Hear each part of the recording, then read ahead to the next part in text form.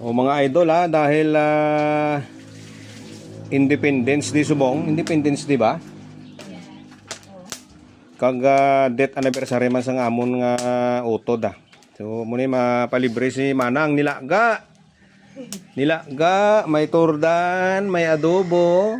Tugina na mission naman tugina yung bangros ng 3 kilo nga pinakaso ah. Tapos may tinula pa ni kuno nga Bisaya. Ang problema kayang Bisaya way pamdakpan kay naglumpat. Naglumpat aga pa kay do kabalo guro nga ihawon sa te. Naglumpat aga pa mo na sumon daw gina problema pa sa grupo kung paano madakpan to. So kung sino da gusto manyaga. Way kami pangagda pero kung sino gustong manyaga da kadtulan dia. Pero ang address ni namon pagisugid kay baskog mangguro kamo manimaho ah. May pagkakinain man kamo guro ah. Snipping.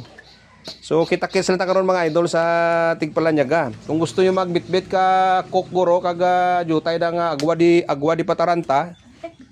Welcome gid, welcome. Oo. Welcome gina di sa amon. Kay subong kung nakita niyo way pa di agwa di pataranta kag cook. Agwa pa ano. Oh, agwa di ano lang, agwa di pataran ano lang ti. O ara na yung adobo. Nagastika-tika na yung adobo. Pero tinik karong katahom. May pinakas na nga bangros krono. Oo, hindi makatig abitan ni karon sang mayo-mayo araw. Tatlo niyo. Para mga panakot yo. Hindi ko lang pag-mention yung location ah. Tamo na nakabalo da. Okay mga idol, kita-kits karon sa Panyaga. Hindi lang nilaga yung gina-prepare ha. May mga adobo pa din sila nga gina-prepare. Adobo nga ano Bisaya nga manok. Kag matula tagali ang problema ko to naglupad yung Bisaya ang manok, may dakpan. Tutuga tuka to sa ano, mugsaran. To damos laonan.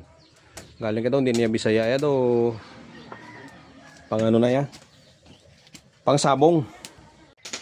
Ayun mga idol, i-try nga dakpon yung Bisaya ang manok. Tug na pangita ni Master